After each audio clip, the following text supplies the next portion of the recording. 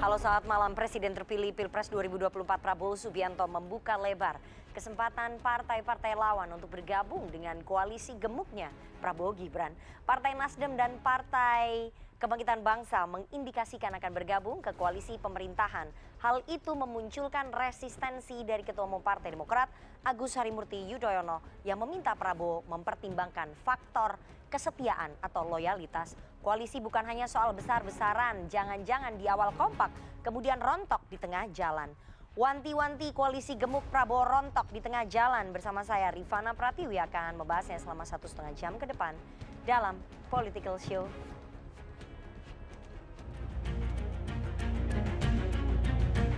Ingin terus bekerja sama lebih produktif lagi.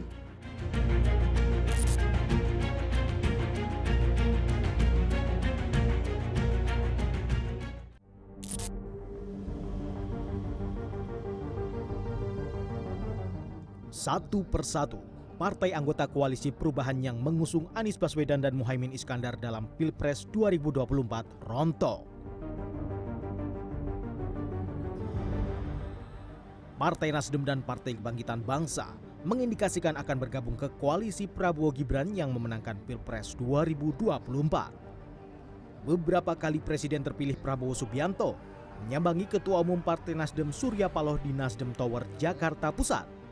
Surya Paloh kemudian berkunjung balik ke kediaman Prabowo di Kertanegara, Jakarta Selatan Kamis lalu.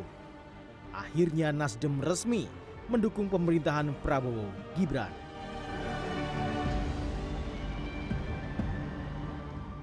Surya Paloh menyebut pilihan ini sebagai hasil dari kontemplasi panjang.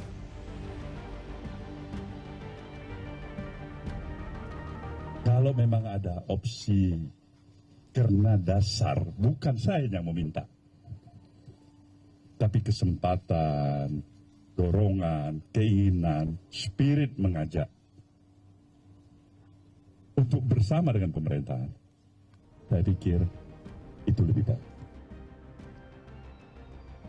Prabowo mengaku dengan tangan terbuka menerima Nasdem karena ia membutuhkan kerjasama antar petinggi partai politik demi menjalankan kepentingan bangsa ke depan.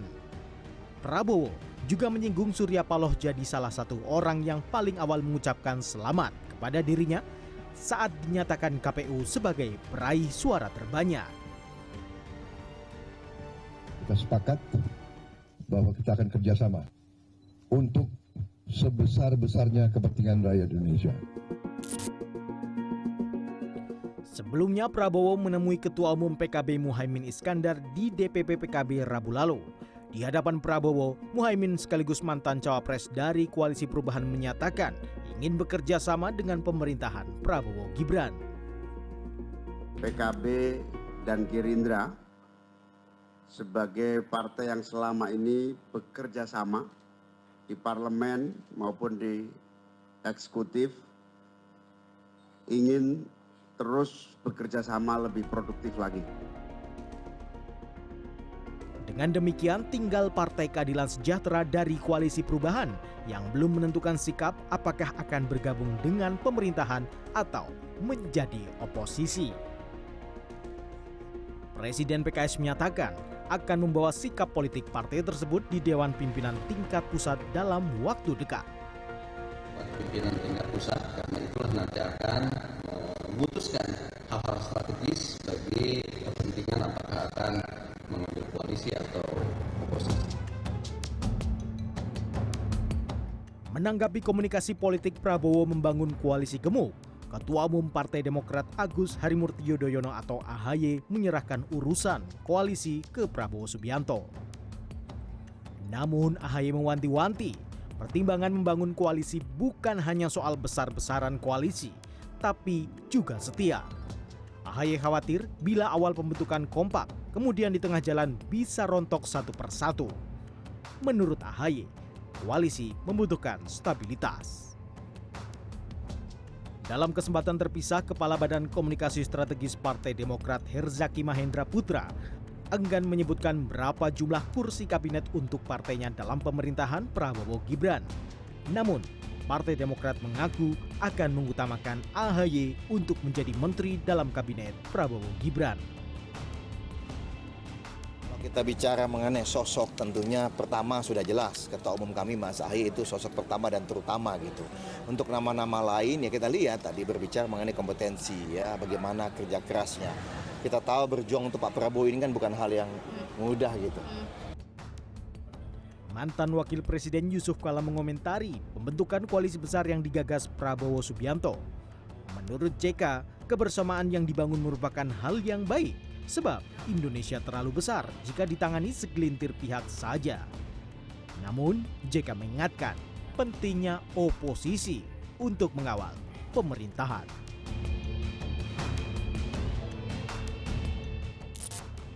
Tim Liputan CNN Indonesia.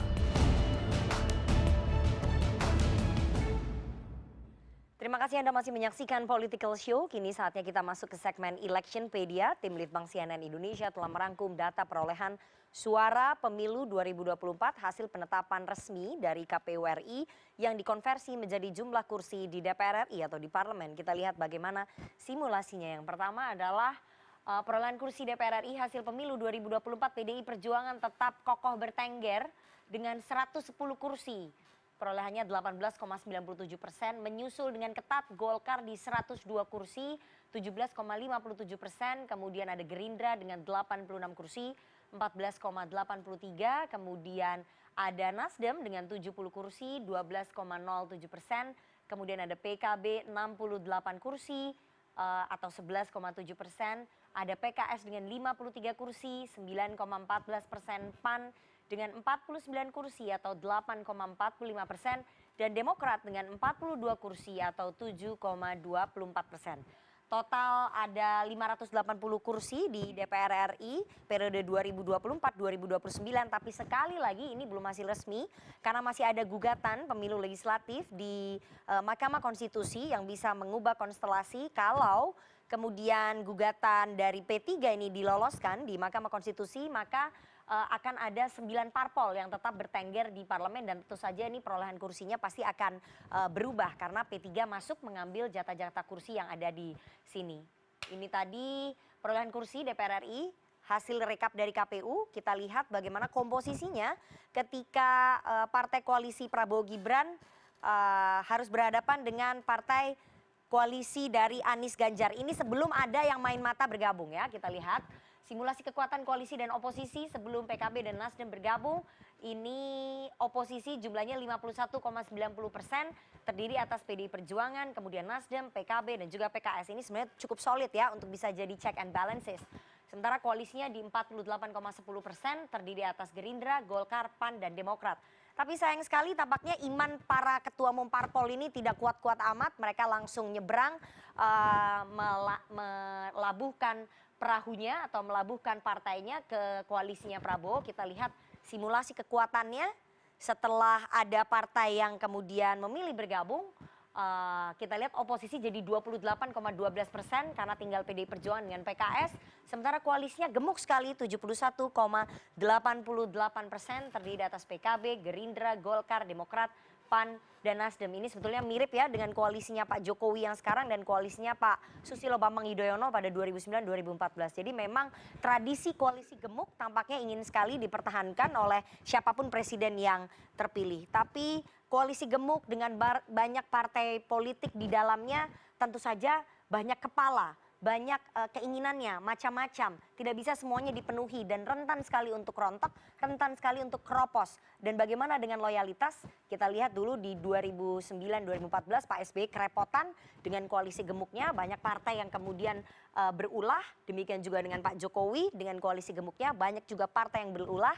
Apakah di koalisi gemuknya Pak Prabowo ini juga banyak partai yang akan berulah karena loyalitasnya dipertanyakan? Nanti kita akan bahas dengan para narasumber saya yang ada di studio. Tapi kita harus jeda terlebih dahulu. Jangan kemana-mana, tetap bersama kami di Political Show.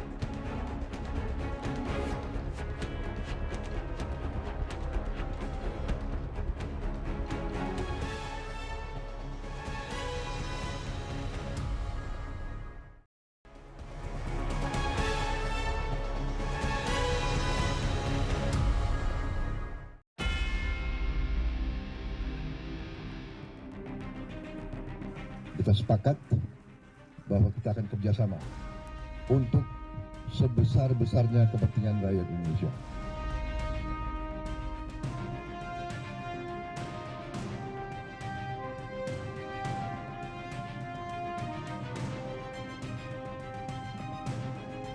Kembali menegaskan, bukan hanya yang pertama, mendukung pemerintahan baru di bawah kepemimpinan Bapak Prabowo Subianto. Di parlemen maupun di eksekutif ingin terus bekerja sama lebih produktif lagi.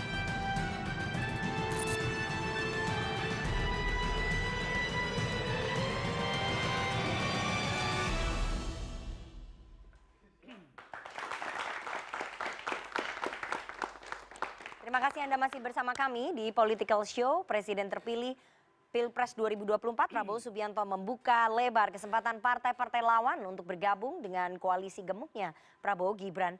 Partai Nasdem dan PKB mengindikasikan akan bergabung ke koalisi pemerintahan. Hal itu memunculkan resistensi dari Ketua Umum Partai Demokrat Agus Harimurti Yudhoyono yang meminta Prabowo mempertimbangkan faktor-faktor loyalitas. Koalisi bukan hanya soal besar-besaran, jangan-jangan di awalnya kompak, kemudian rontok di tengah jalan. Wanti-wanti koalisi gemuk Prabowo rontok di tengah jalan. Malam ini kita akan membahasnya dengan narasumber yang sudah hadir di studio. Saya perkenalkan satu-satu. Dari yang paling kanan ada Sekretaris Majelis Tinggi Partai Demokrat Andi Malarangeng. Selamat malam. Selamat malam. Bang Ande. Selamat malam. Selamat malam. Ada Sekjen Partai Nasdem Hermawi Taslim. Selamat malam Bang Taslim. Ada juru bicara Prabowo Subianto Daniel Anzar Simanjuntak. Selamat malam Bang Daniel. Assalamualaikum. Waalaikumsalam. Ada politisi PDI Perjuangan Deddy Sitorus. Selamat malam Bang Deddy. Selamat malam. Posisi duduknya beda ya. Ini yang menang. Cuma dibatasin oleh lu. Oke, ya makanya. Ada pengamat politik dari Universitas Paramadina, Mas Khairul Umam. Selamat malam Mas Umam. Dan seperti biasa kita selalu mengundang teman-teman mahasiswa karena sekali lagi meskipun MK dan juga KPU sudah menetapkan presiden terpilih 2024-2029 adalah Prabowo Subianto, tetapi anak-anak muda, mahasiswa, suara muda ini harus tetap mengawal pemerintahan selama 5 tahun ke depan. Gak boleh berdiam diri saja karena banyak sekali tantangannya ke depan. Dan malam ini di studio CNN Indonesia ada Badan Eksekutif Mahasiswa Fakultas Ilmu Administrasi Universitas Indonesia. Tepuk tangannya mana? Terima kasih teman-teman dari BEM Fakultas Ilmu Administrasi UI. Nanti bisa bertanya, mengkritik, mengeluarkan unek-unek buat apa ada pemilu kalau pada akhirnya semuanya bergabung menjadi satu begitu ya. Ibaratnya kita lomba kemudian nggak ada yang kuat imannya untuk jadi oposisi atau check and balances. Nanti saya akan tanya ke para narasumber saya di studio. Tapi sebelumnya saya mau putarkan dulu ini pernyataan dari Ketua Umum Partai Nasdem yang kemarin katanya sudah memutuskan untuk melabuhkan dukungannya. Bapak Surya Paloh dan rombongan Partai Nasdem. Belum ada. Silakan Bapak. Dan kita nggak membicarakan hal itu. Sekali lagi kami. Bang Taslim, itu tadi pertanyaan dari wartawan di halal bihalal PKS kalau nggak salah ya. Apakah ada tawaran menteri untuk Partai Nasdem dari Pak Prabowo sebagai pemenang pemilu? Pertanyaan saya, apa kemudian tawarannya untuk Nasdem agar bisa bergabung ke koalisinya Pak Prabowo? Masa nggak ada tawaran sama sekali? Kayak nggak mungkin. Dua kali proses pengambilan keputusan yang diungkap oleh Pak Surya Paloh itu merupakan proses perundungan kita ketika pertama kali Pak Prabowo datang ke Nasdem, kemudian kemarin kita ke Kartanegara, beliau secara terbuka mengajak Nasdem untuk bergabung dengan pemerintah dan yang dijelaskan oleh Pak Surya Paloh, kita mendukung pemerintah sebagai bagian dari komitmen kesatriaan kita menghormati mandat yang telah dibikin oleh rakyat. Jadi mendukung pemerintah tidak serta-merta kemudian masuk dalam kabinet. Oke. Nah, itu pertanyaan wartawan juga begitu. Jadi ditawari apa? Masuk kabinet atau tidak dan segala macam. Masih ada waktu 6 bulan. Kita masih terus memperhatikan dinamika kebangsaan ini. Tapi yang jelas kita mendukung pemerintah ini, pemerintah yang sah sebagai bagian dari komitmen kebangsaan kita. Sudah selesai MK, kita harus move on. Kita mesti selesai, setiap kompetisi ada akhirnya, setiap kompetisi ada akhirnya, bahkan orang yang bertinju pun babak belur dia sudah nggak bisa lihat lagi, mereka masih bisa berangkulan. Saatnya kita memikirkan kepentingan bangsa dan negara. Sekali lagi saya tegaskan, kalau soal masuk dalam pemerintahan itu belum kita bahas dan kita belum memikirkan itu, masih ada waktu 6 bulan. Kita diminta. Pak Prabowo mengatakan kemarin itu Diminta untuk masuk ke dalam pemerintahan. Kita ajak Nasdem masuk pemerintahan. Pak Surya bilang itu saya akan bicarakan dengan teman-teman. Jadi clear posisi kita mendukung pemerintah, tetapi masuk di pemerintahan belum, masih on. Karena masih 6 bulan ya. Yang penting masuk aja dulu ya. Karena pembentukan kabinetnya kan Oktober 2024. Jadi masih ada 6 bulan. Masih ada jeda waktu, begitu maksud Anda kan? Yang penting masuk aja dulu. Kita sedang memperhatikan dinamika kebangsaan ini. Kan mendukung pemerintah tidak harus masuk dalam kabinet. Itu dua hal yang berbeda menurut saya. Oke, tapi kenapa secepat itu ya? Kenapa nggak nunggu Kongres Nasdem nanti? Kan kami dengar Kongres Nasdem dimajukan ya pada bulan Agustus 2024. Kongres Nasdem bisa Agustus, bisa kenapa harus secepat September. Bukan hanya itu, jadi beberapa jam setelah KPU mengumumkan, sudah langsung Nasdem mengumumkan, besoknya kita ikut mengantar. Kita ikut mengantar berkas tim hukum 01 di mana kami bagian daripadanya untuk melakukan gugatan. Kita menghormati semua tahapan-tahapan. Kenapa secepat itu? Apakah tidak ingin keduluan oleh partai lain? Jadi Nasdem Jadi salah satu ciri-ciri restorasi itu adalah kecepatan bertindak dan sportivitas. Restorasi itu perubahan kan? Sportivitas itu adalah bagian dari apa yang kita lakukan ini. Rakyat sudah memberi mandat dengan segala ketidakpuasan kita. Faktanya sudah seperti ini ya. Kita harus ikuti kemauan. Tapi Nasdem dicap sebagai politisi ataupun partai yang pragmatis. Bagaimana ya, kemudian? Itu silakan orang mencap, tapi faktanya kami mengalami kenaikan average 17,5%. Kursi kami dari 1.862 menjadi 2.190 hari ini. Kemungkinan akan bertambah lagi nanti setelah sidang MK. Jadi ditawari bergabung oleh Pak Prabowo itu memang dari Pak Prabowo-nya ya? Ditawari bergabung oleh Pak Prabowo, saya duga itu konsekuensi dari sikap kami mendukung pemerintah. Tetapi kami belum menyatakan bergabung. Ini nggak ada kaitannya dengan tekanan kasus hukum di KPK? Kita mendukung pemerintah. Tidak urusan dengan hukum. Hukum itu sendiri lagi. Jadi nggak ada kaitannya dengan tekanan kasus hukum di KPK ya? Setiap partai pasti punya masalah-masalah sendiri. Tapi pandangan kita ini murni kepentingan bangsa dan negara. Yang kami dengar sebetulnya sebelum Pak Surya menyampaikan secara terbuka ingin mendukung pemerintahannya Pak Prabowo, sudah ada pertemuan beberapa kali. Ada 4 kali pertemuan dengan Ketua Harian Partai Gerindra Pak Sufmi Dasko Ahmad. Di situ ada pembicaraan di mana Anda nggak mungkin nggak tahu karena Anda sekjen. Jadi Anda nggak mungkin nggak tahu ya. Pak Surya pasti akan bicara Manda. Ngopi. Nanti Bang Daniel kita nanya ke Bang Daniel. Tapi pertemuan itu di dalam pembicaraan itu ditawari posisi menteri. Memang ada tawaran posisi menteri dong berarti dari Pak Dasko seperti juga politisi lain pernah ke Nasdem, tetapi pembicaraan tentang menteri sampai sekarang tidak ada. Pak Dasko kan membawa pesannya Pak Prabowo. Apalagi Pak Dasko, Pak Prabowo saja belum ada dan Pak Surya sudah jelas mengatakan. Kita mendukung pemerintah, tetapi apakah masuk dalam pemerintahan itu kita sedang pikirkan. Pertanyaan saya, kalau misalnya nanti Nasdem ditawari 6 bulan lagi untuk masuk kabinet, mau nggak? Ya nanti kita lihat dinamikanya. Jadi wait and see ya? Yang penting masuk dulu? Kita lihat aja. Oke. Saya mau ke Bang Daniel terlebih dahulu. Bang Daniel, apakah betul memang Gerindra ataupun Pak Prabowo menawari Nasdem untuk bergabung ke pemerintahan tanpa syarat? Jadi masuk aja dulu.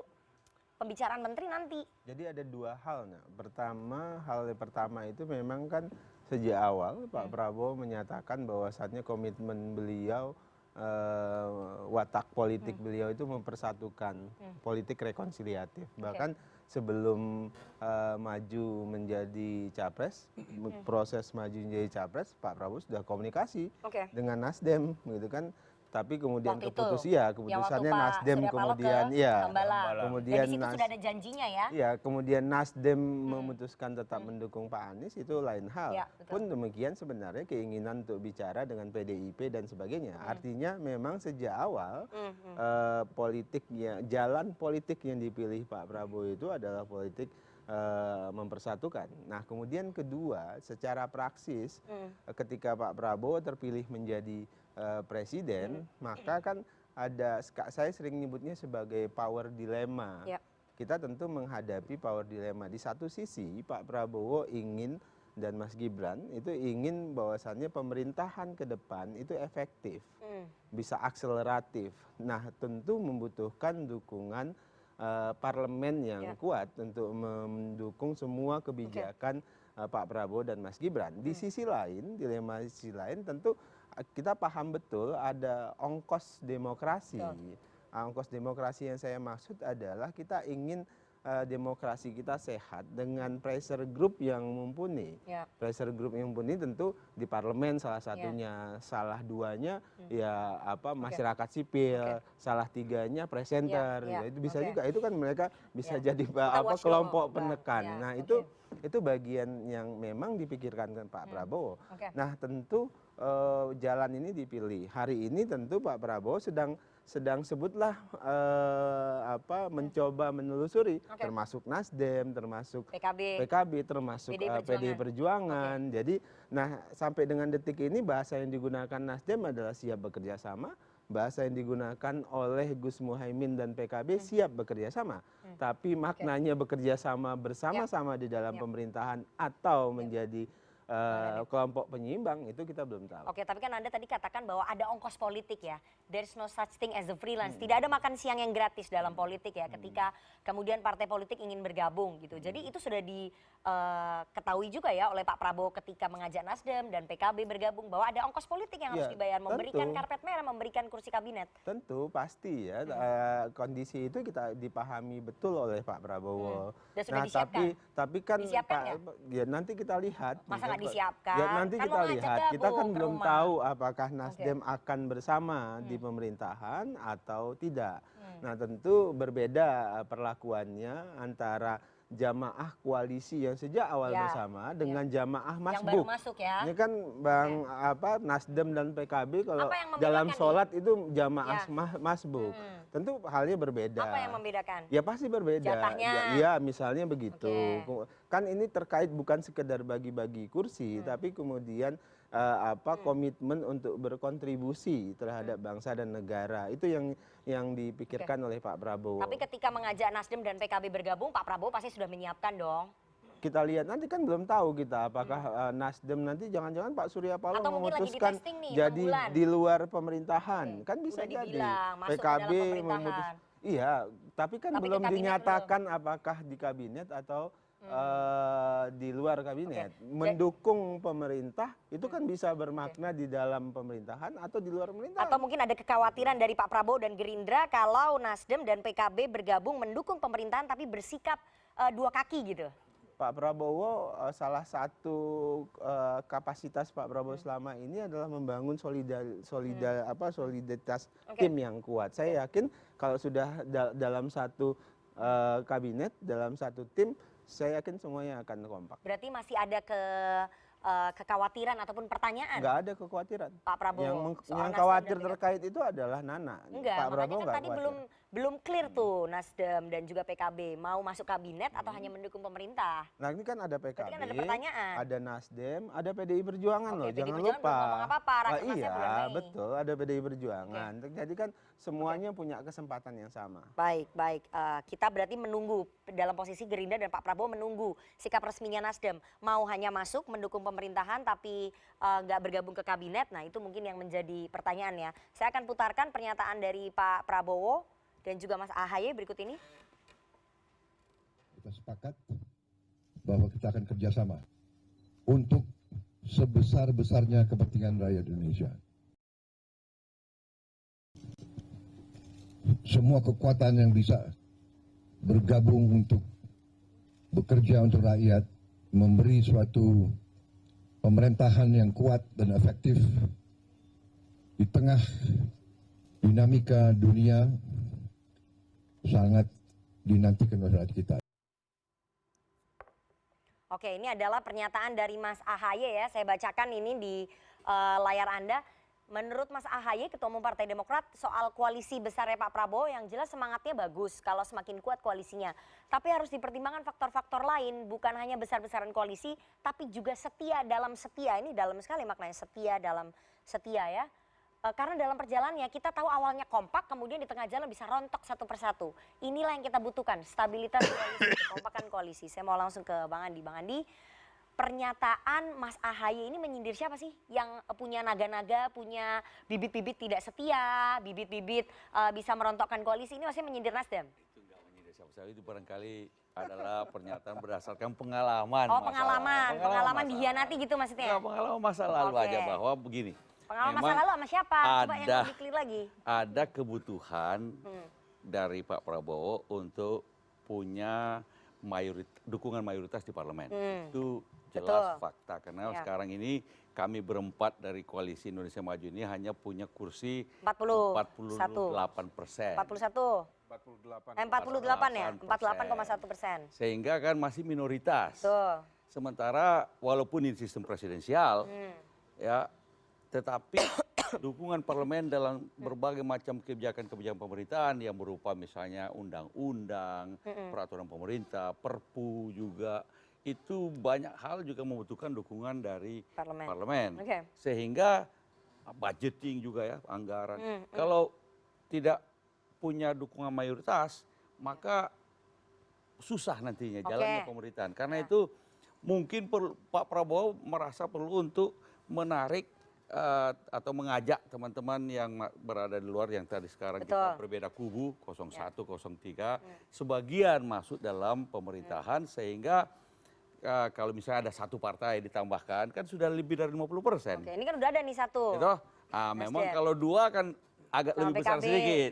Nah, memang kalau berdasarkan pengalaman bukan hanya di Indonesia, di negara-negara lain semakin besar atau terlalu besar koalisi itu akan menyebabkan koalisi itu terlalu gemuk dan kemudian akan tidak efektif. Oke, tapi tadi pernyataan Ketua Umum Anda ini setia dalam setia. Ya, setia soal kan. Kesetiaan ini maksudnya mengacu ke siapa nih? Enggak, tidak mengacu kalau yang di internal tapi koalisi yang begini. Sekarang udah kalau yang kami berempat kan sama-sama berjuang bersama dari awal, lalu kemudian berkeringat bersama, pasti dari dulu kita pokoknya mendukung Pak Prabowo dan akhirnya beliau menang. Kalau yang lain kan mendukung yang lain, ada yang 01, ada yang 03. Dan kalaupun bergabung kan tentu saja harus punya semangat sama-sama untuk mendukung pemerintahan Pak Prabowo. Pengalaman dari pemerintahan sebelumnya, pemerintahan sebelumnya di Indonesia maupun di negara lain. Ada kekhawatiran dari Demokrat berarti ya, bahwa koalisi besarnya Pak Prabowo ini bisa terhianati oleh masalah kesetiaan. Saja bahwa ada juga selain urusan perlunya mayoritas di dalam parlemen, tetapi perlu juga ada urusan loyalitas. Nah, walaupun demikian, saya rasa kita juga sepakat bahwa memang perlu juga ada partai-partai di luar pemerintahan yang menjadi oposisi atau penyeimbang, bisa 1, bisa 2, bisa 3. Nah, tapi kalau 4 nggak mungkin karena kita ingin ada mayoritas. Kalau Demokrat pengennya berapa penyeimbangnya? Menurut Ketua Umum Anda itu yang ideal tuh berapa sih? Kalau itu kita serahkan sepenuhnya kepada Pak Prabowo sebagai presiden terpilih. Kan Ketua Umum Anda pasti dimintain pendapat. Pak Prabowo kan orangnya egaliter, minta pendapat dari semua Kalau itu ketua jadi umum jelas, partai. kita serahkan sepenuhnya kepada Pak Prabowo sebagai presiden terpilih. Itu. Oke, jadi menurut Anda Pak Prabowo sebagai presiden terpilih sudah memahami konsekuensinya soal kesetiaan partai-partai tertentu? Oh, saya rasa memahami, dalam arti bahwa ini juga beliau sudah paham dan sejarah pemerintahan Indonesia maupun juga di negara lain. Apalagi Pak Prabowo juga paham dengan berbagai macam sejarah negara-negara demokrasi di dunia. Oke, Anda tidak menjawab bahwa ini mengacu ke siapa, tapi berdasarkan pengalaman yang paling dekat Anda merasa terhianati oleh Nasdem soal kesetiaan. Saya mau tanya Bang Taslim, ini partai-partai koalisinya Pak Prabowo merasa bahwa soal kesetiaan ini penting, mengingat partai Anda pernah dalam tanda kutip dinilai mengkhianati. Jadi kami tidak berbicara tentang kesetiaan masa lalu dan seterusnya. Kita akan buktikan bahwa kita bekerja untuk bangsa dan negara, kita memberikan yang terbaik dan kita tidak tersindir oleh pernyataan siapapun. Itu di politik biasa saja. Masa lalu itu kita nggak boleh tersandera oleh masa lalu, kita harus move on. Itu sebabnya kami menjadi partai yang terdepan dalam pengambilan keputusan karena bangsa ini harus terus berjalan. Bangsa ini harus ada yang urus. Jadi ini nggak ada urusan ketersinggungan. Dialog-dialog seperti itu sesuatu yang wajar saja. Jadi bagi kita. Jadi wajar juga ada kecurigaan terhadap kesetiaan Nasdem. Kecurigaan atau tidak kecurigaan yang penting kami diajak oleh presiden terpilih dan sesudah itu kami respon. Baru sampai di situ. Kami merespon. Itu ada kekhawatiran bahwa Nasdem bisa bersikap dua kaki begitu ya. Masuk ke dalam pemerintahan tapi bisa mengkritik juga. Nggak masuk ke dalam kabinet. Saya itu kira bisa nggak menjadi opsi? Pernyataan itu buat semua partai, bukan hanya buat Nasdem. Karena Nasdem juga punya track record yang kan baik. Tadi dibilang sama Bang Daniel. Bisa dilihat track recordnya, sudah 3 kali ikut pemilu, bisa dilihat sikap dan semangat kebangsaannya. Jadi kami nggak merasa tersindir oleh siapapun, oleh pernyataan apapun. Kita bekerja untuk bangsa dan negara. Oke, saya mau putarkan ini tadi ada kekhawatiran dari koalisinya Pak Prabowo. Bagaimana dengan PDI Perjuangan, masih wait and see. Saya mau putarkan pernyataan dari Ketua Dewan Kehormatan PDI Perjuangan Pak Komarudin Watubun. Kayaknya sikapnya udah agak clear nih Bang Deddy. Secara pribadi saya kira Ibu Mega dengan Pak Prabowo itu bersahabat dengan baik, ya, berteman baik. Tapi kan harus bisa dibedakan mana urusan pribadi, pertemanan, dan urusan organisasi dan kenegaraan. Dan juga kita harus juga pertimbangkan Pak Prabowo dan koalisi yang besar sekali. Ya, koalisi besar di sana, mereka sudah berjuang dengan susah payah dari awal. Lalu di ujung kita bergabung di sana itu juga bisa mengganggu konsentrasi koalisi dan kesepakatan yang sebenarnya sudah terjadi, mungkin mereka sudah lakukan sebelumnya. Jadi kalau kita ada di luar pemerintahan, sebenarnya itu bagian dari penghormatan, penghargaan kita kepada Pak Prabowo maupun teman-teman di koalisi sebelah. Bang Deddy, partai-partai lain sudah main mata. Ya silakan. Agak berat soalnya pertanyaan saya ini. Partai-partai lain sudah mulai main mata, sudah mulai merapat ke koalisinya Pak Prabowo. Tapi di sisi lain, PDI Perjuangan ini main matanya nggak di depan. Sudah ada pertemuan diam-diam antara Mbak Puan dengan Pak Prabowo lebaran kemarin dan tidak dipublish, itu gimana? Kalau pertemuan diam-diam lu nggak bakal tahu dong. Iya, makanya kan nyampe ke wartawan. Kita tanya itu betul nggak pertanyaan? Kalau itu diam-diam, pasti lu kagak tahu. Dan sangat mudah bikin tuh nggak tahu. Bukan. Jadi kalau bentar dulu dong. Jikapun itu benar, silaturahmi antara Bu Puan dengan Pak Prabowo, saya kira hal yang harus kita apresiasi. Karena itu membuktikan kedewasaan berpolitik. Itu membuktikan bahwa para politisi ini yang menjadi elit-elit di negeri ini nggak seperti netizen yang berkelahi tiap hari di media sosial. Jadi saya kira dari sisi itu harus kita apresiasi. Jadi ada pertemuan itu? Kau harus tanya Mbak Puan. Iya, saya kalau wartawan dengar, politisi PDI Perjuangan nggak benar? Yang kalian dengar banyak yang nggak benar. Jadi aku nggak bisa konfirmasi nih mana yang benar gitu. Tapi mengacu ke pernyataannya Pak Komarudin Watubun tadi, tampaknya sinyal-sinyalnya memang PDI Perjuangan lebih memilih untuk di oposisi saja. Sampai hari ini belum pernah ada pembicaraan di tingkat partai tentang posisi PDI Perjuangan pasca putusan MK. Belum ada ke sana. Karena kita punya agenda yang jauh lebih penting, yaitu pilkada. Jadi selama seminggu terakhir kita udah kumpulkan seluruh kepala daerah PDI Perjuangan. Fokus pilkada dulu. Lalu seluruh pimpinan DPRD di seluruh Indonesia, kita bicara tentang masa depan. Jadi tanggal 24 sampai 26 Mei baru partai mengadakan rapat kerja nasional untuk membicarakan, melakukan pergumulan yang mendalam tentang posisi PDI Perjuangan ke depan. Itu yang kita lakukan. Jadi kita nggak mau ikut rame-rame soal bagi-bagi kursi ini. Tapi kan memang kita harus memahami bahwa ya semua presiden terpilih itu pasti pengen kestabilan politik. Dalam artian ya mayoritas kalau bisa semua dukung lah. Tapi kita juga punya pengalaman selama Pak Jokowi, ya. Di situ ada yang harus dikorbankan juga. Jadi ketika semua partai ada di dalam, koreksi terhadap kebijakan-kebijakan, terhadap undang-undang, ya, terhadap eksekusi pemerintahan, itu jadi hampir tidak ada check and balancesnya. Dan pengalaman PDI Perjuangan kan itu tahun 2004, 2009 itu kan berada di luar pemerintahan gitu ya. Nah, tetapi apakah kemudian akan seperti itu lagi? Nanti kita tunggu. Karena sampai hari ini belum pernah ada satu kali pun pertemuan membicarakan soal itu. Tapi tawaran itu datang bertubi-tubi ya? Ke saya yang pasti enggak. Iya ke elit dong. Ini kan tadi Bang Daniel bilang bahwa Pak Prabowo juga mengajak PDI Perjuangan masuk. Kan artinya saya nggak berhak menjawab itu. Tapi kalau soal komunikasi. Tapi ada tawaran untuk bergabung. Bukan kalau soal komunikasi. Gak mau banget loh ngomong ada tawaran loh. Lah ya kan saya tidak bisa mengomongkan sesuatu yang tidak menjadi hak saya menjawabnya kan. Itu nanti namanya kebablasan. Terus? Yang pasti sampai hari ini belum ada pembicaraan soal itu sama sekali, itu saya garansi. Bahwa apakah ada elit pimpinan PDI Perjuangan yang bertemu atau berdiskusi dengan kawan-kawan partai politik lain termasuk Gerindra di sana, saya kira sudah pasti. Karena kita kan berinteraksi ngurus negara ini, nggak mungkin nggak ketemu. Tapi bahwa PDI Perjuangan terbelah, ada yang sebagian ingin tetap bertahan di oposisi, tapi sebagian lagi ingin bergabung ke koalisinya Pak Prabowo, itu betul nggak? Terbelah itu kan kata-kata orang yang nggak ngerti PDI Perjuangan. Maksudnya aspirasinya berbeda.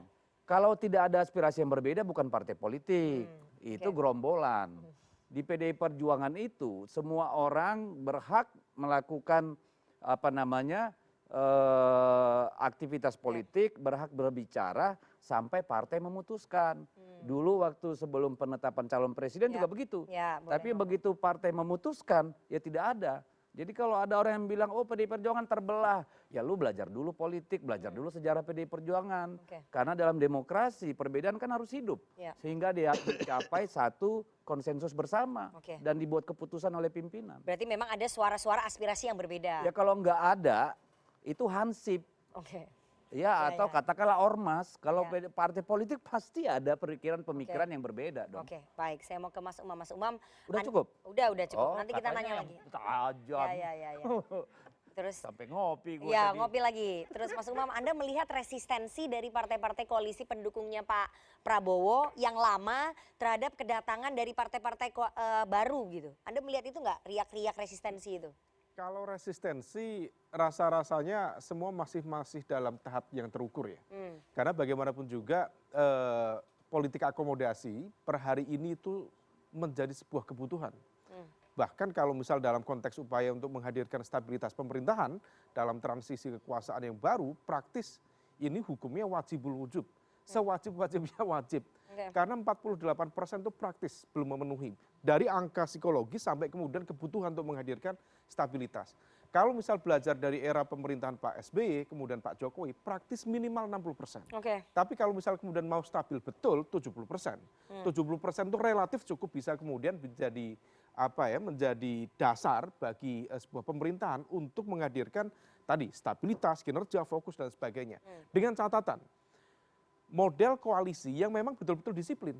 Karena praktis kalau misal kita belajar ya, di fase periode pertama misalnya di era pemerintahan Pak SBY, termasuk di fase akhir pemerintahan Pak Jokowi, ada cukup banyak gejolak. Dan gejolak itu to some extent, kalau misal kemudian masuk dalam ranah kebijakan publik dan kemudian menyerang balik dari pemilik kekuasaan tertinggi, hal itu sangat merepotkan. Itu tadi yang diingatkan oleh Mas AHY soal loyalitas, soal setia dalam setia itu?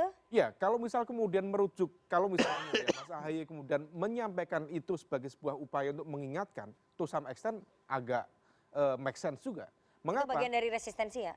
Kalau misal resistensi mungkin barangkali bukan resistensi tapi konteksnya mengingatkan. Karena bagaimanapun juga narasi argumen yang digunakan oleh teman-teman di koalisi 01 dan 03 memang kemarin itu melakukan serangan terbuka kepada Pak Prabowo, Mas Gibran dan juga pemerintah Pak Jokowi.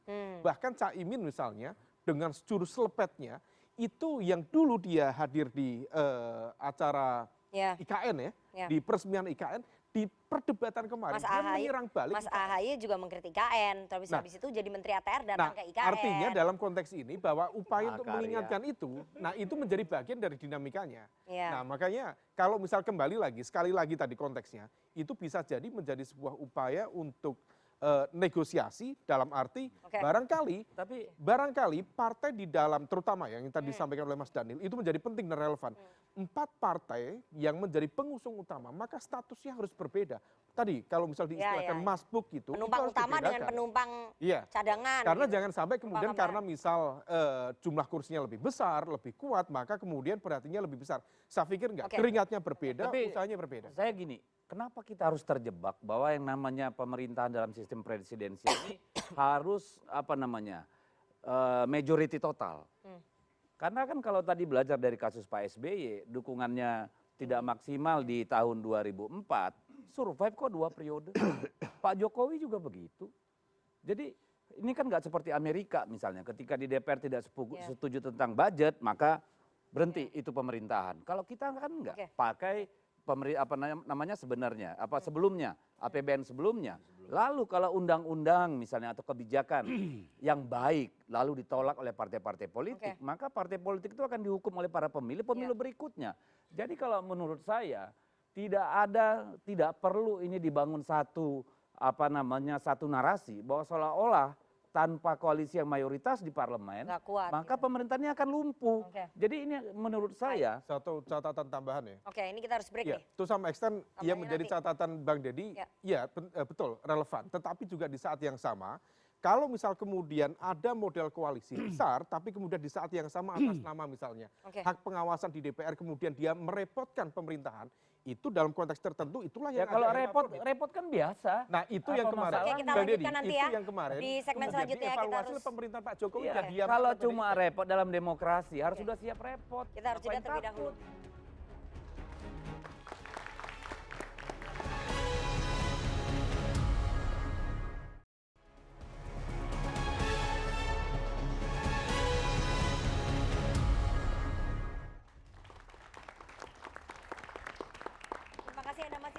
Di Political Show dan kita akan lanjutkan perbincangan kita. Kita akan masuk lebih dalam soal bagi-bagi kursi atau bagi-bagi jabatan di koalisinya Pak Prabowo dan Mas Gibran. Kita mau ke Bang Daniel. Bang Daniel, bagaimana kemudian caranya menampung partai koalisi sebanyak ini dalam nomenklatur kabinetnya Pak Prabowo?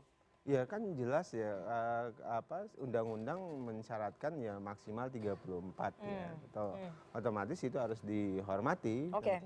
Nah kemudian yang kedua, Pak Prabowo selalu menyampaikan kepada kita bahwasannya partai-partai nanti akan menyampaikan nama-nama yang mereka usulkan, tapi pada akhirnya tentu yang membuat keputusan adalah Pak Prabowo, dan bisa jadi misalnya namanya si A, tapi kemudian Pak Prabowo anggap itu tidak cocok, Pak Prabowo minta diganti yang lain, karena ada beberapa kriteria, tapi saya sebut 2 kriteria utama yang sering disebut Pak Prabowo. Pertama adalah integritas, kemudian yang kedua adalah kapasitas, kompetensi, itu adalah bagian penting yang selalu disebut Pak Prabowo. Nah, apakah kemudian dari unsur profesional, kemudian partai politik. Nah, Pak Prabowo tidak dalam posisi melakukan dikotomi antara ini profesional, non parpol atau ini parpol. Bagi kita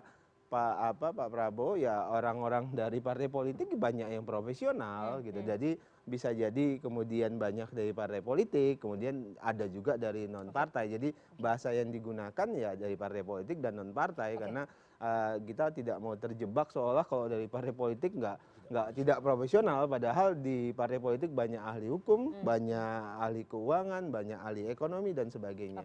Kalau Pak Jokowi sekarang kan di kabinetnya itu 50-50 ya, antara profesional dengan politisi atau dari partai politik. Kalau Pak Prabowo nanti akan mengikuti jejaknya Pak Jokowi atau gimana? Punya style sendiri? Catatan utama dari Pak Prabowo adalah integritas dan kompetensi. Kalau kemudian yang dibutuhkan ada di partai politik, kenapa tidak? Kalau kemudian tidak ada di partai politik, ya bisa dicari dari yang lain. Jadi catatan utama dan pertamanya adalah integritas dan kompetensi sesuai dengan kebutuhan komposisi kabinet nanti. Kami dengar untuk mengakomodasi banyaknya partai koalisi yang bergabung ke Pak Prabowo dan juga Mas Gibran, ini Undang-Undang Kementerian Negara akan dirubah. Jadi nomenklaturnya jumlahnya nggak 34 lagi, tapi jadi 40 menteri. Saya nggak tahu Anda dengar dari mana, tapi yang jelas. Tapi lebih dari 34. Ya kami nggak pernah mendengar itu. Mungkin pendengaran wartawan ini lebih tajam dari mana. Yang jelas saya nggak pernah dengar itu. Belum. Saya nggak pernah mendengar. Jadi mungkin bisa lebih nggak nomenklaturnya dari 34? Hari ini 34 dan itu sesuai undang-undang. Jadi kalau undang-undangnya dirubah nanti kita lihat kondisi ke depan? Saya nggak tahu terkait itu. Belum dibicarakan ya, tapi kita sudah dengar bahwa nomenklaturnya akan lebih dari 34 untuk mengakomodasi partai-partai itu. Nana dengar dari mana? Dari informasi yang beredar. Dari mana informasinya? Dari teman-temannya Bang Daniel dong. Itu hoax lah. Berarti hoax ya? Sebutkan dong dari siapa. Berarti nanti kita buktikan tanggal dari siapa? 20 Oktober 2024. Enggak bener dari siapanya dulu. Dari siapa? Narasumbernya. Enggak bener berarti hoax itu. Harus sebut dari siapa? Iya, dari Dari politisi siapa? Gerindra. Coba Nggak sebutkan. boleh, jurnalis harus menutupi narasumbernya itu ada di kode etik jurnalistik. Nanti pembuktiannya tanggal 20 Oktober 2024 ya. Apakah jumlah kabinetnya Pak Prabowo lebih dari 34? Apakah tetap 34 atau justru lebih dari 34? Itu waktu yang akan menjawab nanti, 20 Oktober. Nanti saya akan undang Bang Daniel ya untuk membuktikan omongan saya. Saya mau ke Bang Andi. Bang Andi, Demokrat sendiri berharap dapat berapa sih jatahnya?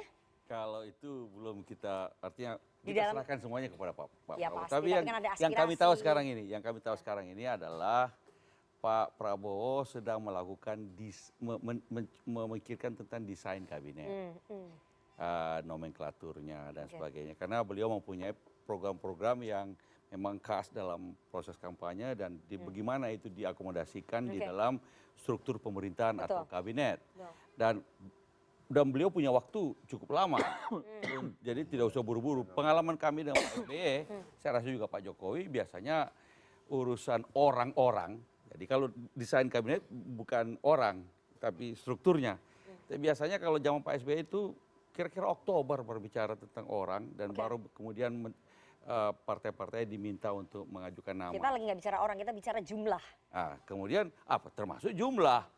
Kan ketika komunikasi dengan partai, biasanya partai diberitahukan ajukan sekian nama untuk sekian posisi. Belakangan kemudian posisinya juga sudah diberitahu. Kalau sekarang masih terlalu jauh saya rasa, sehingga wajar kalau misalnya sampai sekarang memang kami belum ada pembicaraan tentang berapa posisi mana untuk Partai Demokrat atau berapa banyak. Tapi yang jelas kami Partai Demokrat siap untuk menyodorkan kader-kader terbaik dari Partai Demokrat ya, untuk membantu Presiden Prabowo nantinya kalau sudah 20 Oktober sudah jadi presiden. Mas Ahaye tetap didorong? Oh tentu saja ketua umum kami adalah kader terbaik dari Partai Demokrat. Oke, karena Golkar ketua umumnya Tapi kalau sudah menyampaikan Pak Prabowo nih, minta Golkar ada dapat 5. beberapa kader lain lagi dari Partai Demokrat, kami akan siap juga untuk posisi-posisi yang memang kami juga siapkan kalau nantinya misalnya dibutuhkan untuk posisi ini, kami juga akan menyiapkan kader-kader yang terbaik untuk posisi tersebut dengan integritas dan kapasitasnya. Baik, karena Golkar ketua umumnya Pak Erlangga Hartarto sudah menyampaikan bahwa Golkar dapat posisinya 5. Bahkan kalau bisa lebih. Karena jumlah pemilih Golkar yang paling banyak nih milih Pak Prabowo. Itu Golkar udah dapat tuh, udah shake hands 5. Masa Demokrat belum? Kami serahkan sepenuhnya pada Pak Prabowo. Tentu saja Pak Prabowo sudah bisa menilai dan kami siapkan kader-kader yang terbaik. Bahkan memang Pak Prabowo sendiri ngomong sama Pak Mas Ahaye nanti pada waktunya nanti siapkan kader-kader terbaik Demokrat untuk berkontribusi membantu dalam pemerintahan. Kalau Nasdem PKB bergabung nggak khawatir ya Demokrat jatahnya berkurang? Karena kan nomenklaturnya kata 34 nih kalau nggak dirubah. Berarti kan jatah partai lain pasti berkurang. Halo, baik kita tanyakan beliau mau masuk apa tidak. Enggak, khawatir nggak jatahnya berkurang? Silakan masuk tapi jangan ngambil jatah kita gitu Bang Andi maksudnya. Kita percayakan sepenuhnya pada Pak Prabowo nantinya. Jadi gimana? Nggak khawatir? Kalau jatahnya berkurang? Kalau kan kita belum tahu jatahnya apa saja dan sebagainya. Jadi kita serahkan aja kepada Pak Prabowo. Yang penting tentu saja sekali lagi Pak Prabowo bisa membedakan mana yang bersama-sama sejak awal dan mana yang kemudian ya itu kata kuncinya ya, penumpang lama nggak boleh disatukan dengan penumpang baru, itu poinnya kan. Jadi jumlahnya nggak boleh mengambil jatah penumpang lama gitu. Saya mau ke Bang Taslim, kami dengar bahwa salah satu opsi tetap menghidupkan kartunya Anies Baswedan adalah mendorong Anies Baswedan masuk ke dalam koalisi pemerintahannya Pak Prabowo dan Mas Gibran. Salah satunya jadi menteri. Kenapa Bang Daniel senyum-senyum? Pertama, sejak awal, baik ketika Pak Prabowo berkunjung ke Nasdem maupun ketika kami kemarin ke Kartanegara, kita sama sekali tidak bicara tentang masuk dalam kabinet. Bahwa kami mendukung pemerintahan sebagai konsekuensi logis dari seluruh proses yang sudah berlangsung sampai di MK. Kita mendukung pemerintahan yang ada, tapi sekali lagi apakah kita masuk atau tidak dalam kabinet, itu proses dinamika kebangsaan yang akan datang yang menentukan. Tentang Pak Anies saya tidak pernah dengar dan sebenarnya kebersamaan kita dengan Pak Anies baru besok akan dibubarkan. Timnas saya akan hadir, itu bukan bagian. Jadi dengan Pak Anies dan Pak Muhaimin itu bagian dari persaudaraan yang terus kita bangun. Kemarin kita halal bihalal bersama dan segala macam. Yang Anda katakan itu terus terang saya belum pernah dengar. Tetapi kami tidak pernah berbicara tentang kabinet, apalagi orang yang akan masuk di kabinet. Belum sama sekali. Termasuk orang profesional yang mungkin di-endorse oleh Partai Nasdem. Kita hanya berbicara tentang bahwa kita mendukung pemerintah sebagai bagian dari sportivitas kita terhadap kehidupan kebangsaan dengan segala aturannya. Oke, jadi kalau misalnya pun nanti Mas Anies ditawari untuk bergabung ke koalisinya Pak Prabowo Gibran, Nasdem oke-oke aja dong? Itu terserah Pak Anies. Pak Anies manusia merdeka, terserah Pak Anies. Oke. Jadi nggak ada masalah ya. Oke, saya mau ke Mas Umam. Mas Umam, bagaimana Anda melihat efek? Gua dilewatin. Ya nanti, Anda terakhir. Tenang aja, Anda masih ada di sini. Baper banget loh ini. Sensi loh. Tenang. Jadi Mas Umam, bagaimana Anda melihat efektivitas pemerintahannya Pak Prabowo Gibran kalau harus menampung segitu banyak tokoh dari partai politik dalam nomenklatur? Saya meyakini ya bahwa itu akan lebih dari 34. Iya. Ya, memang harapan terjadinya atau terwujudnya zakon kabinet itu betul-betul menjadi ekspektasi publik. Karena bagaimanapun juga tentu pemerintahan yang efektif itu yang kemudian akan menjawab janji-janji politik selama kampanye itu akan terdeliver gitu.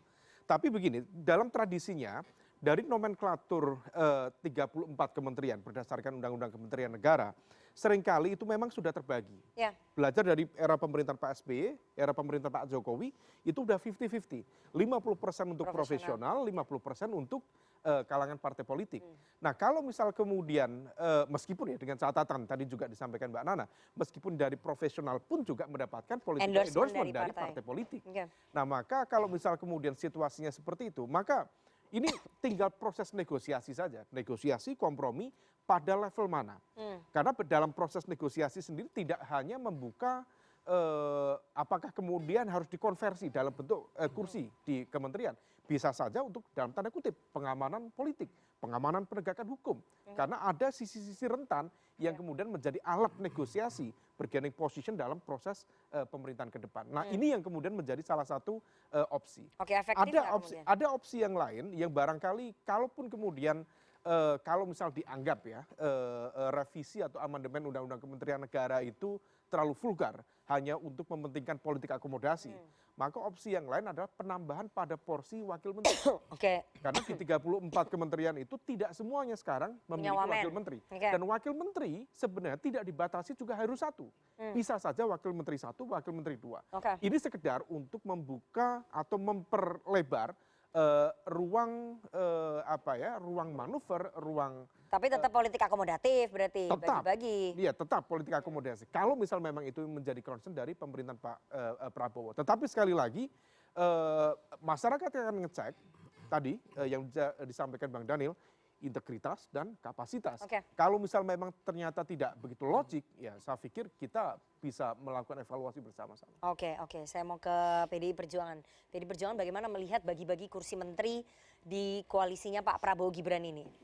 Ya, saya kira Pak Prabowo akan meneruskan kebiasaan yang sudah dibangun oleh Pak Jokowi. 50-50 berarti?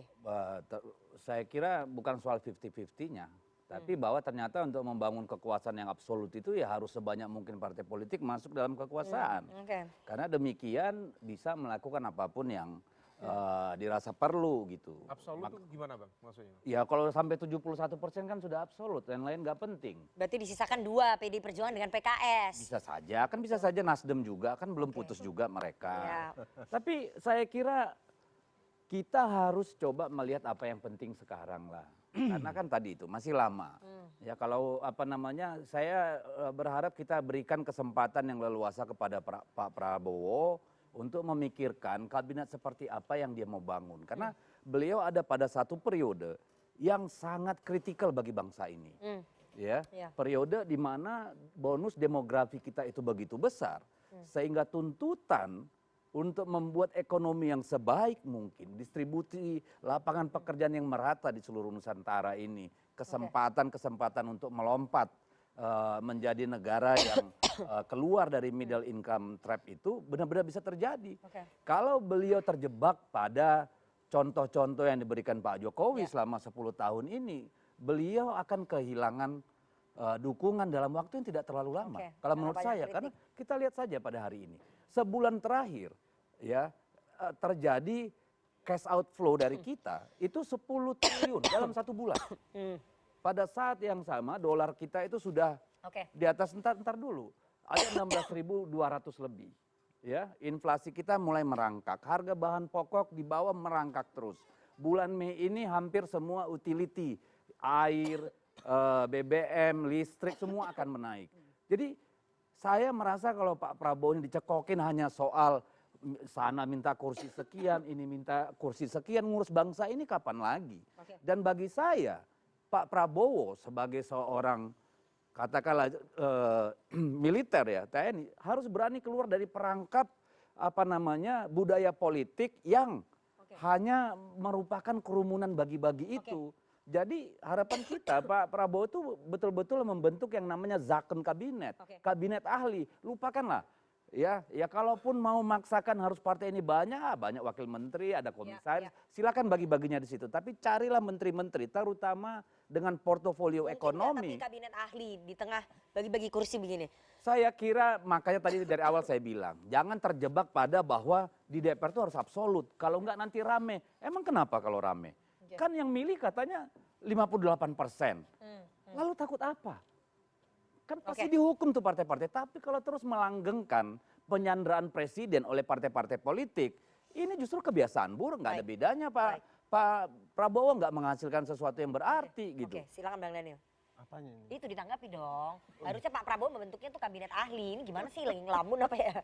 Ya, yang jelas saya sebutkan sejak awal, kabinet ahli itu adalah tujuan Pak Prabowo dalam konteks tadi saya sebutkan bahwasannya ada 2 kriteria. Pertama yaitu integritas dan kapasitas. Jadi tadi terjemahan saya bukan berarti kemudian kalau dari partai politik itu nggak ahli. Itu tadi yang saya mau keluar dari keluar dari dikotomi ini. Loh, ini di partai politik tuh banyak sekali ahli keuangan ada. Baik, kalau kemudian Anda sebut misalnya dia profesional, nggak berpartai politik, kemudian di-endorse oleh partai politik, apa bedanya? Nggak ada. Jadi fokus Pak Prabowo ada pada posisi tadi saya sebutkan kompetensi dan integritas.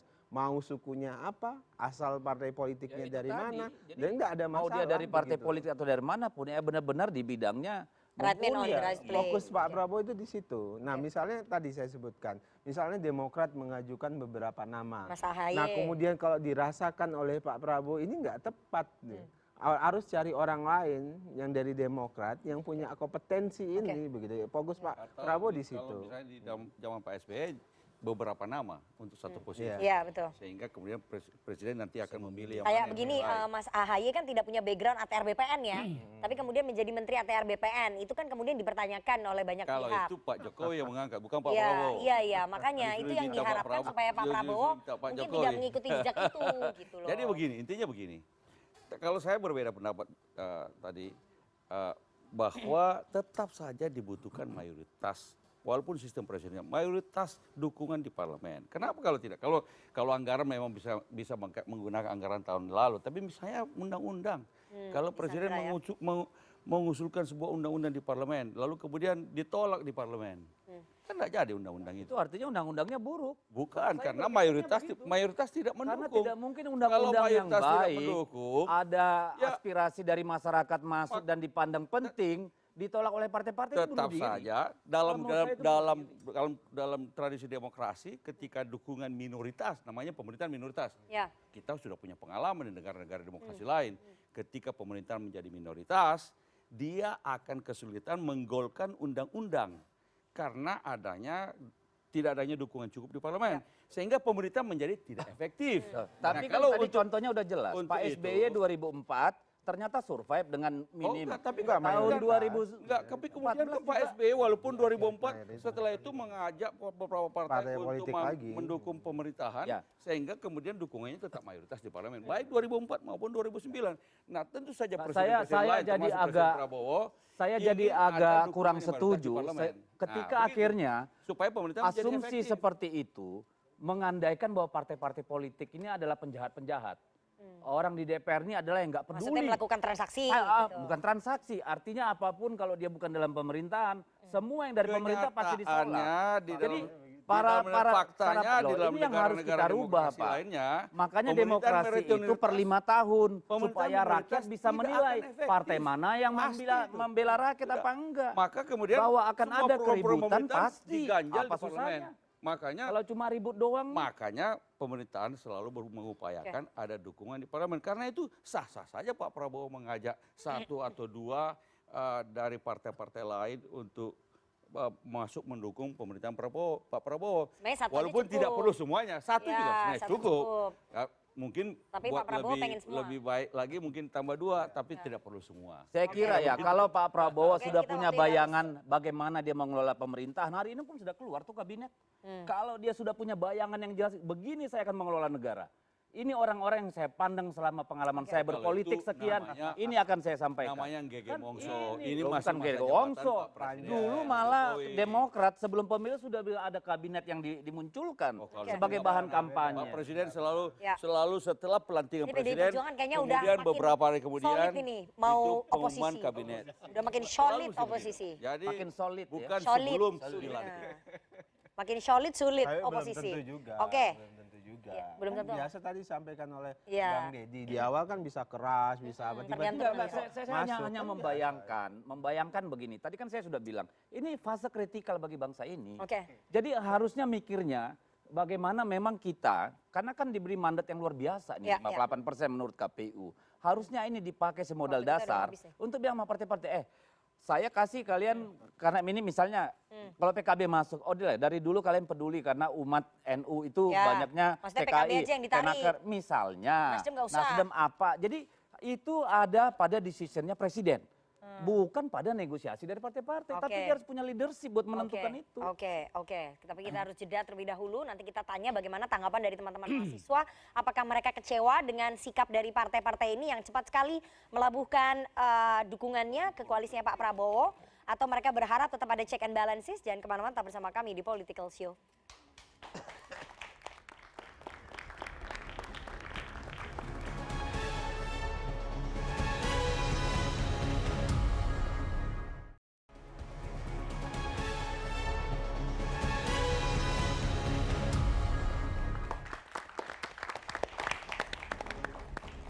Terima kasih Anda masih bersama kami di Political Show dan kita akan langsung bergabung dengan teman-teman Badan Eksekutif Mahasiswa Fakultas Ilmu Administrasi Universitas Indonesia yang sudah hadir di studio CNN Indonesia. Silahkan perwakilannya untuk menyampaikan unek-unek boleh, mengkritik boleh, bertanya juga boleh. Silakan.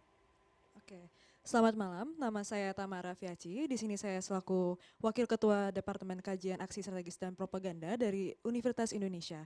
Di sini saya ingin bertanya kepada Partai Nasdem spesifikasi, bagaimana sih reaksi dan tanggapan dari internal dari Partai Nasdem itu sendiri apabila Partai Nasdem bergabung ke dalam Koalisi Indonesia Maju, dan bagaimana juga reaksi dari simpatisan dari Partai Nasdem itu sendiri. Terima kasih. Oke, nih suara yang milih Nasdem nih gimana nih pertanggungjawabannya? Oke. Baik, perkenalkan nama saya Nathan Ekbert, saya selaku Kepala Departemen Kajian dan Aksi Strategis BEM FIAWI 2024. Sebenarnya saya melihat sini tadi ada kata koalisi gemuk dan rontok. Ya bukan rontok nantinya juga, tapi demokrasi sudah mengarah ke kerontokan tentunya, dan terdapat kebingungan di publik sebenarnya. Dan sebenarnya saya ingin mengucapkan sebuah hal sebenarnya, karena bapak-bapak sini juga sangat menggaungkan atas nama kepentingan bangsa dengan rasa menyatukan gitu. Padahal dalam sebuah kebijakan publik misalnya, ketika eksekutif ingin membuat undang-undang misalnya atau regulasi dan lain-lain, itu perlu ada ide alternatif. Dan ide alternatif itu keluar dari mana? Dari oposisi gitu. Jangan sampai ada 70%, 80% nanti di dalam kabinet nggak ada ide alternatif itu. Sehingga akhirnya eksekutif gugup untuk mengucapkan kebijakan ya akhirnya berpihak pada rakyat. Itu yang sebenarnya kritik sedikit dari saya. Jadi menurut saya tetaplah Nasdem dan juga PKB dengan ide perubahannya, PDIP dengan konsistensinya mungkin nanti bakal oposisi, sehingga di parlemen itu ada terjadi dialektika gitu.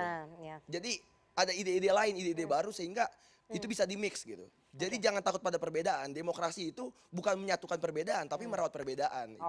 Nah, saya ingin bertanya sih sebenarnya. Ya, yuk. Terkait tadi profesionalitas dalam menteri dan yang lain, dan Zeiken kabinet gitu ya.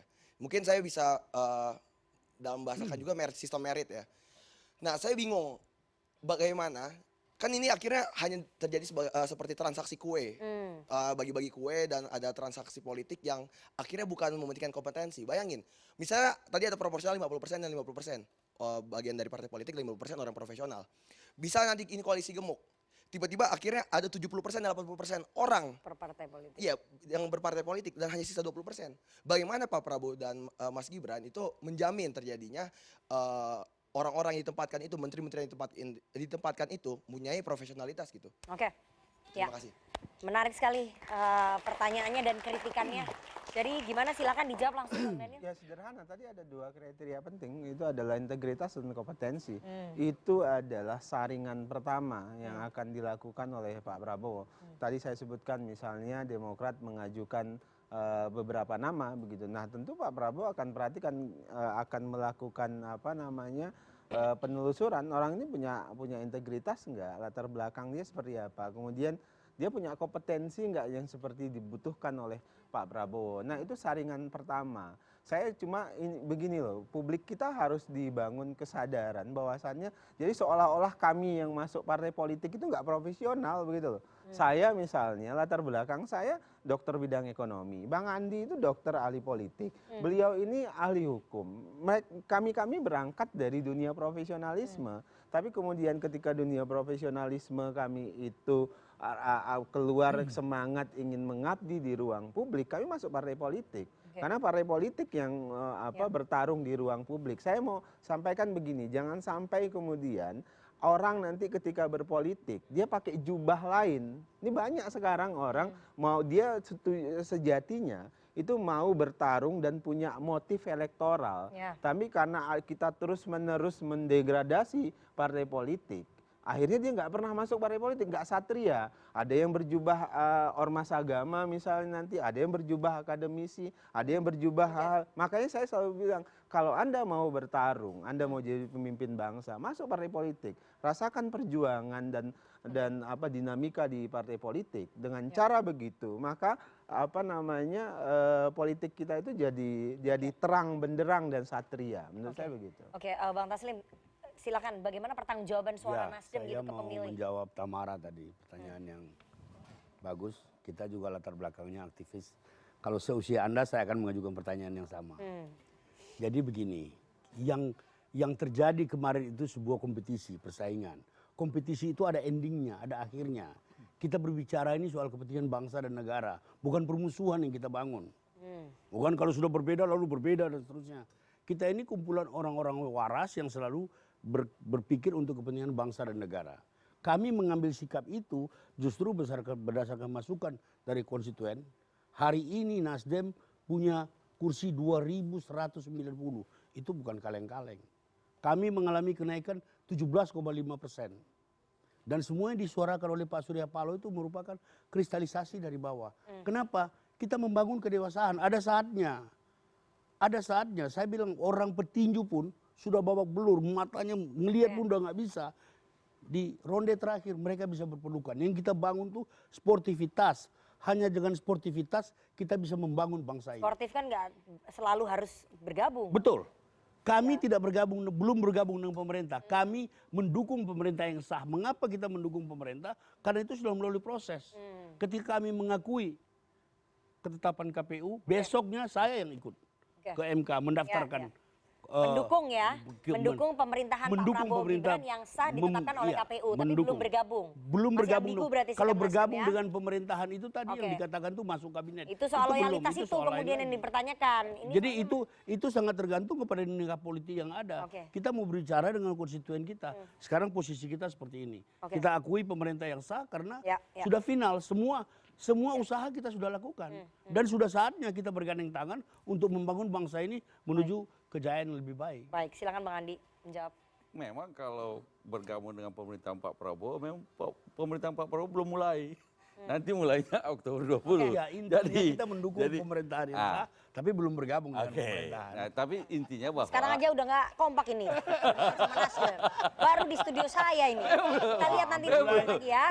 Kami pun belum bergabung dengan pemerintahan Pak Prabowo. Tapi intinya begini, bahwa kita ingin bahwa pemerintahan ini dikelola secara efektif dengan orang-orang yang terbaik.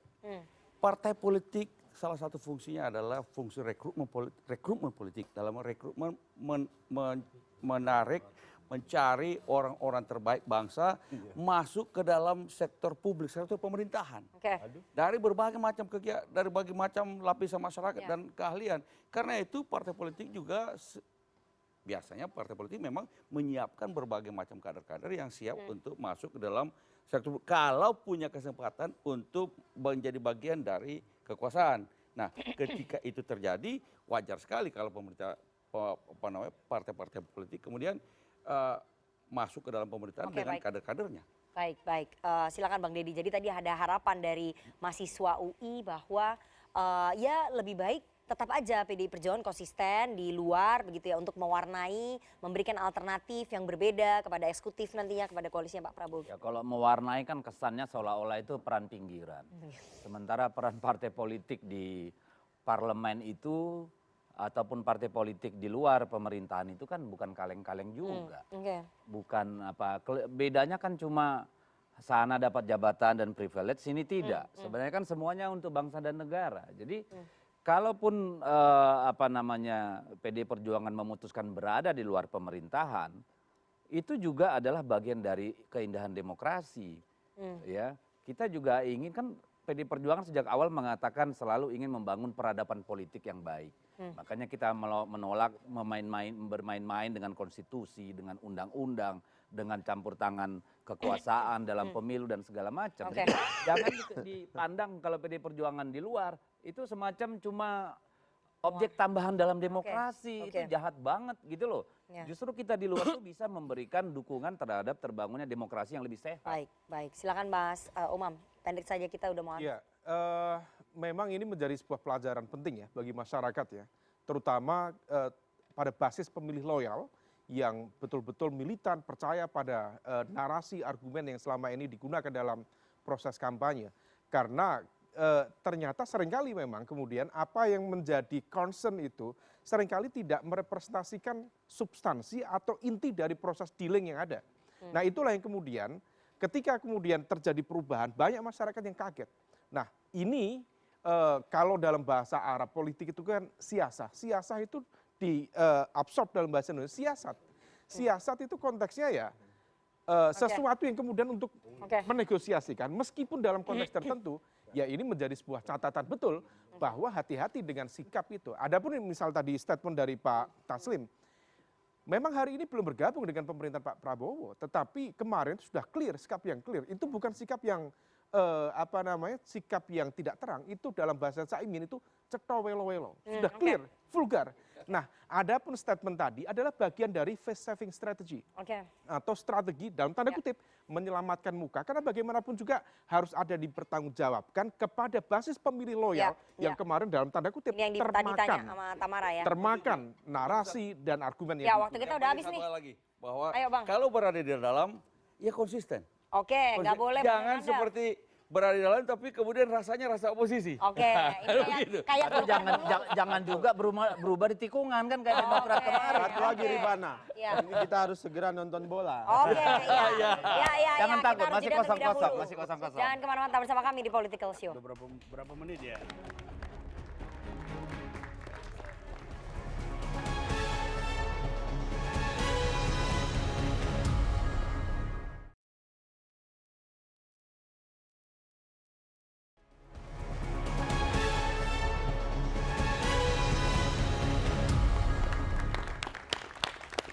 Assalamualaikum warahmatullahi wabarakatuh. Ayo buruan mau nonton bola kita. Ya tepuk tangan dulu dong untuk kita semua. Ya buat yang belum tahu, kenalin nama saya Andi Malaranggeng Muda. Jadi tadi narasumber bilang saya mirip Andi Malaranggeng, itu saya sangat terhormat gitu ya. Tapi berarti kamu nggak pernah ngelihat Andi Malaranggeng Muda. Kenapa itu Pak? Tadi Andi Malaranggeng salah. Salah dong, kan? Malaranggeng. Si nonton iklan BCA ini. Namanya orang grogi Pak. Iklan BCA yang lagi pegang raket tenis. Ya tapi kita harus tepuk tangan dulu dong, karena di sini ada salah satu politisi favorit saya, Bang Taslim dari Nasdem. Apa? Dibully. Mulai lagi dibully kita ini. Dia pengen sesubuk Bang Taslim. Koalisi Perubahan apa kabar Bang? Besok bubar. Kan perubahan. Jujur ya, jujur. pada saat pemilu, saya tuh sangat menjagokan koalisi perubahan. Karena visinya bagus, ingin merubah Indonesia. Yang berubah haluan ya.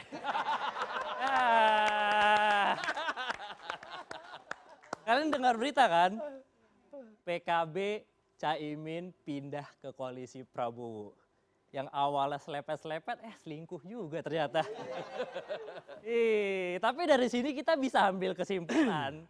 Kalau di pemilu itu ya menang itu bonus. Tapi dapat jatah itu harus. Ya, dapat jatah itu harus. Ya kalah menang itu cuma sebagian besar, yang penting ya harus dapat bagian dong gitu. Karena Caimin gabung koalisi. Nasdem gabung koalisi. Yang kasihan siapa? Pak Anies. Ditinggal ya Allah. Pak, temenin lah. Ini kondisi ya sekarang Pak Anies itu kayak orang yang ditinggal pacarnya karena selingkuhannya lebih ganteng, lebih tajir, dan lebih mapan. Ya Allah Pak. Setia dalam setia Pak. Temenin Pak Anies. Karena nih ya, takutnya ya, maksudnya saya tuh sebenarnya nggak ada masalah gimana-gimana. Cuman kalau misalkan semuanya gabung ke dalam koalisi, takutnya ini oposisi gunanya apa? Jadi nggak ada powernya. Kalau gini yang kasihan siapa? PDI. Kenapa? Berjuang sendiri. Iya, malah ada beritanya PKS mau gabung koalisi juga. Ya makin sendiri lagi. Kalau berjuang rame-rame namanya itu gotong royong Jumatan itu. Oh kirain namanya Koalisi Indonesia Maju. Oh. Soalnya kan rame-rame. Tapi ya sebenarnya kita nggak tahu karena kita semua masih menakar-nakar kan seperti apa. Saya sih berharap semoga di koalisi nanti, kalaupun banyak yang masuk ya, banyak bergabung, itu tetap terjaga. Nggak berantakan, nggak karena bagi-bagi kue jadinya hancur. Itu sih saran dari saya aja. Dan karena sekarang saya mau nonton bola, jadi mungkin saya tutup dulu. Terima kasih, nama saya Duto Triaji. Selamat malam. Oke, nggak gue perpanjang lu besok. Saya menolong kalau orang yang pengen nonton bola. Oke, terima kasih Komisi.co Duto Triaji atas selepetannya tadi. Semoga didengar ya oleh Caimin ya, sama Mas Anies dan juga Pak Surya Paloh. Penampilan dari Duto Triaji tadi sekaligus menutup diskusi kita pada malam hari ini. Terima kasih kepada seluruh narasumber yang sudah hadir dan juga teman-teman dari Badan Eksekutif Mahasiswa Fakultas Ilmu Administrasi Universitas Indonesia. Kita akan ketemu lagi di Political Show Senin pekan depan jam 20:05 waktu Indonesia Barat. Saya Rifana Pratiwi pamit. Selamat malam, sampai jumpa.